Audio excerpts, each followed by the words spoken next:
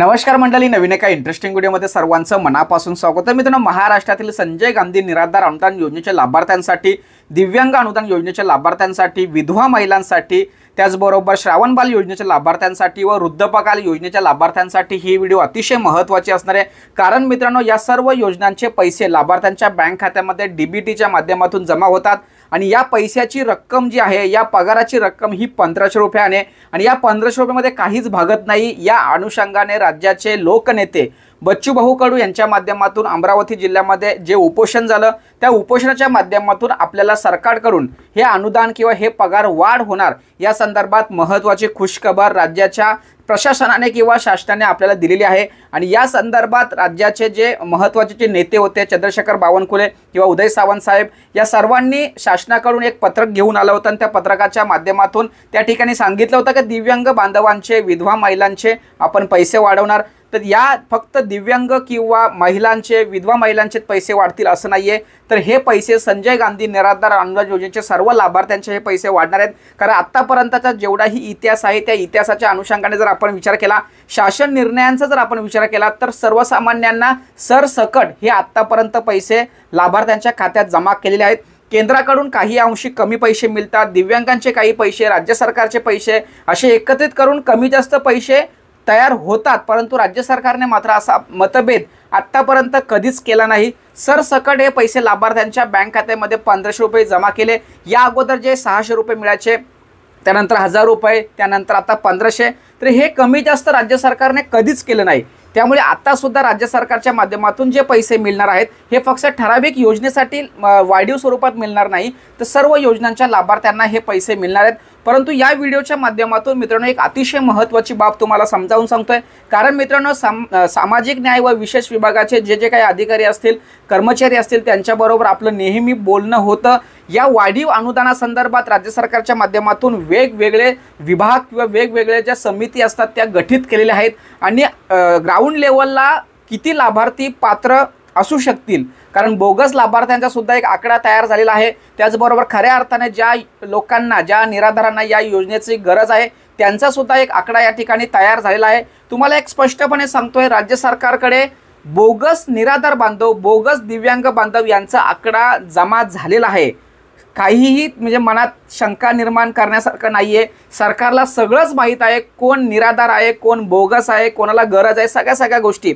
त्यामुळे आता राज्य सरकारच्या माध्यमातून जे वाढीव अनुदान दिलं जाणार आहे, आता मी या ठिकाणी थंबनेलवरती 4000 रुपये वाढीव अनुदान असं लिहिलंय, पण एक लक्षात ठेवा, 4000 रुपये हे फायनल झालेले नाही। मी तुम्हाला परत पुन्हा एकदा सांगतो की हे 4000 रुपये जमा झालेले नाहीत, पण 4000पेक्षा कमी नकोय असं बच्चूभाऊ कडू यांचा सरकारला एक शब्द त्यांनी दिलेला आहे किंवा त्यांना सांगितलेलं आहे की जर समजा 4000पेक्षा जर तुम्ही कमी अनुदान जर दिलं तर पुन्हा आम्हाला बसावं लागेल, असं त्यांनी ठामपणे सांगितलं आहे। त्यामुळे निदान सरकारला एक इंटिमेशन किंवा एक विनंती किंवा नेहमी सरकारपर्यंत हा मेसेज गेला पाहिजे की बाबा लाभार्थ्यांना 4000 रुपये 4000 रुपये 4000 रुपये मिळाले पाहिजे, दिले गेले पाहिजे।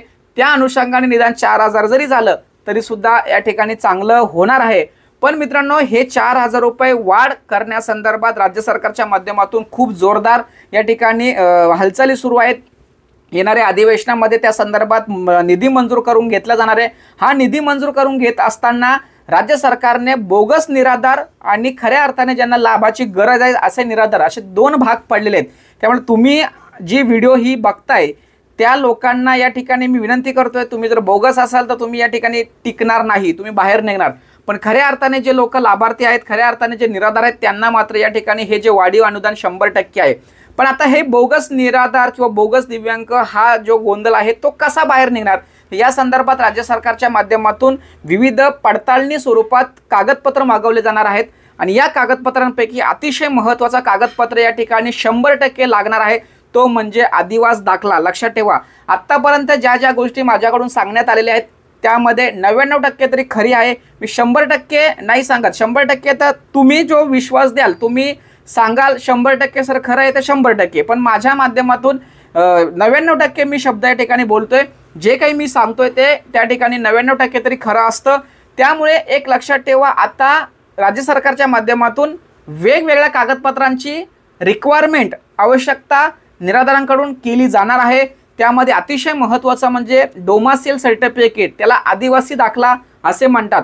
हा आदिवासी दाखला तुम्हाला मॅन्डेटरी असणार आहे, तुम्हाला काढावाच लागणार आहे. मी तुम्हाला या ठिकाणी समजावून सांगतोय.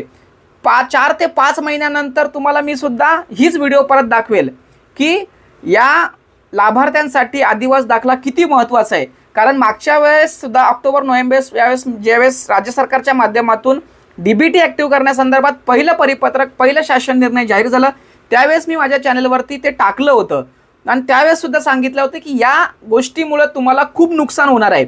अनेक लाभार्थ्यांना त्याचं नुकसान सहन करावं लागलं आहे. ज्या लोकांनी त्या क्षणी त्यावेळेस DBT ॲक्टिव्ह केली त्यांना आत्तापर्यंत प्रत्येक हप्ता वेळेत मिळत आहेत. त्यामुळे आत्ता मी तुम्हाला पुन्हा एकदा सांगतोय, जर समजा तुम्हाला या योजनेचा लाभ, त्याचबरोबर हे वाढीव अनुदान जर हवं असेल तर तुम्हाला आदिवासी दाखला बनवणं खूप गरजेचं आहे. परंतु हा आदिवासी दाखला कशा पद्धतीने बनवला जातो, तिथे कुठे बनवला जातो, त्याला कागदपत्र कोणते असतात हे सुद्धा तुम्हाला माहीत असणं आवश्यक आहे. आदिवासी दाखला म्हणजे काय तर तुमचा रहिवास दाखला. आता सर्वांना माहिती आहे की पूर्वी पोलीस पाटील, ग्रामसेवक, सरपंच हे रहिवासी दाखला देत होते, परंतु त्यांना राज्य सरकारच्या माध्यमातून बंदी घालण्यात आलेली आहे, त्यांच्याकडून दिला जात नाही. पण मात्र आता हा आदिवासी दाखला पुन्हा तहसील कार्यालयातून मिळत असतो. असा तहसीलदारांच्या सही शिक्क्यानुसार डिजिटल सिग्नेचर व्हेरीफाय झालेला तुम्हाला आदिवासी दाखला येणाऱ्या 4 ते 5 महिन्याच्या त्या वेळेत तुम्हाला लागणार आहे. त्यामुळे त्यावेळेस धावपळ होऊ नये. बघा, मी तुम्हाला पुन्हा सांगतोय, लक्षात ठेवा. आता जे सांगतोय ते नंतर तुम्हाला 4 महिन्यात वापरावं लागणार आहे. मग त्यावेळेस धावपळ होऊ नये. त्यावेळेस एक लक्षात ठेवा, सरकार ज्यावेळेस काही एखादी घोषणा करेल त्यावेळेस ठराविक कालावधी देतो की या कालावधीमध्ये हे सर्व कागदपत्र तुम्ही जमा करा आणि तुम्ही जर जमा केले नाही तर त्या ठिकाणी तुम्हाला योजनेपासून बाजूला ठेवलं जातं. जसे आत्ता DBT त्यांची केलेली नाही किंवा लेट केली, त्यांना अनेक लोकांना 5 ते 6 महिन्याचे पैसे आलेले नाहीत. मी त्यावेळेस सुद्धा सांगत होतो की तुमचं नुकसान होईल. मी आज सुद्धा तुम्हाला सांगतोय की येणाऱ्या 4 महिन्यानंतर तुमचं नुकसान होईल, म्हणून हा दाखला तुम्ही काढून ठेवा. आता हा दाखला काढायचा असेल तर तुम्हाला कागदपत्र कोणते लागतात हे सुद्धा आपण या ठिकाणी समजून घेऊया. तर मित्रांनो, हा आदिवासी दाखला तुम्हाला काढायचा असेल तर तुम्हाला कोणकोणते कागदपत्र लागतात याची लिस्ट मी या ठिकाणी काढलेली आहे. प्रत्येक तहसील कार्यालयामध्ये या कागदपत्रांचे वेगवेगळ्या पद्धतीची कारवाई होत असते. त्यामुळे या ठिकाणी सरासरीप्रमाणे सर्वच तालुक्यांचा, सर्वच तहसीलदारांचा विचार करून मी या ठिकाणी कागदपत्रांची लिस्ट केलेली आहे. यापैकी काही कागदपत्र लागतील किंवा यापैकी वेगळा सुद्धा कागदपत्र त्या ठिकाणी लागू शकतो, हे एका ठिकाणी समजून घ्या.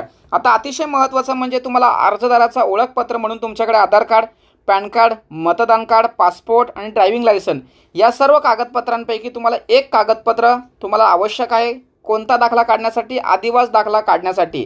त्याचबरोबर समजा तुम्हाला पत्त्याचा पुरावा हा लागतो. पत्त्याचा पुरावासाठी तुम्हाला वीज बिल म्हणजे light bill, telephone, mobile bill, पाणीपट्टी, मालमत्ता म्हणजे घरपट्टी जी असते ती, त्याचबरोबर समजा तुमच्याकडे स्वतःच्या नावावर घरपट्टी नसेल तर भाडे करार सुद्धा चालणार आहे, किंवा बँकेचा पासबुकवरील जो पत्ता असतो हा पत्ता तुम्हाला पत्त्याचा पुरावा म्हणून वापरता येणार आहे. त्याचबरोबर अतिशय महत्त्वाचं म्हणजे जन्माचा दाखला, शाळा सोडण्याचा दाखला किंवा बोनाफाईड सर्टिफिकेट हे सुद्धा तुम्हाला या ठिकाणी लागणार आहे. यामध्ये शाळा सोडण्याचा किंवा कॉलेजचा बोनाफाईड असेल तो सुद्धा चालेल. 10वी 12वीची मार्कशीट, त्यामध्ये पत्ता आणि जन्मतारीख असते ते सुद्धा तुम्ही वापरू शकता. जन्म प्रमाणपत्र सुद्धा वापरू शकता. अशा पद्धतीने या 3 पैकी एक दाखला तुम्हाला या ठिकाणी वापरायचा आहे. त्याचबरोबर मूळ रहिवासी असल्याचा पुरावा.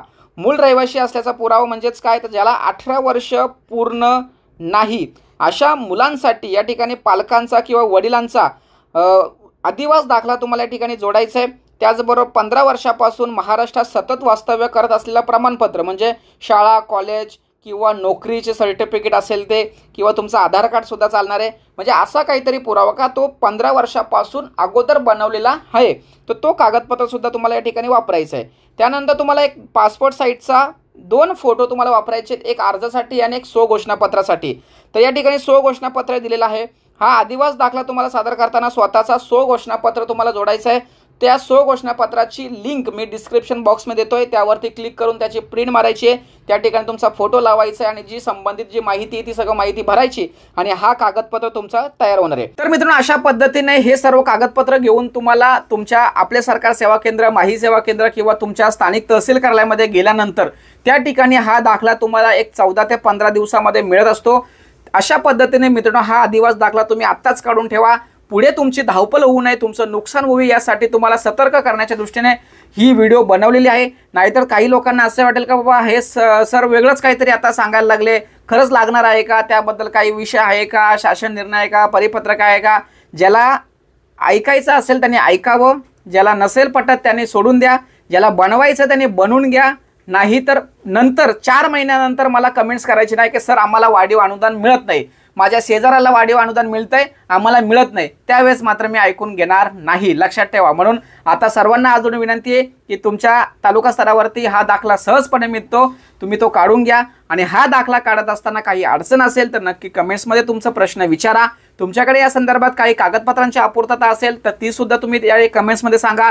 चॅनलवरती जर पहिल्यांदा आला असाल तर चॅनलला सबस्क्राईब करा। या योजनेविषयी तुमच्या काही अडचणी असतील तर नक्की व्हॉट्सअप चॅनल जो डिस्क्रिप्शन बॉक्समध्ये दिलेला आहे, व्हॉट्सअप ग्रुप डिस्क्रिप्शन बॉक्समध्ये दिलेला आहे, त्यावरती जॉईन व्हायचं आहे आणि तुमचे प्रश्न माझ्यापर्यंत पोहोचवायचे। अशा पद्धतीने मित्रांनो जो वाढीव अनुदान तुम्हाला मिळणार आहे त्या वाढीव अनुदानासाठी तुम्हाला अतिशय महत्त्वाचा एक कागद लागणार आहे, एक दाखला लागणार आहे, तो आताच काढून घेण्यासंदर्भात एक महत्त्वाची सूचना, महत्त्वाची विनंती म्हणून ही व्हिडिओ बनवली होती। सदर व्हिडिओ सदर माहिती महाराष्ट्रातील सर्व संजय गांधी निराधार अनुदान योजनेच्या लाभार्थ्यांपर्यंत पोहोचवण्यासाठी सहकार्य करा।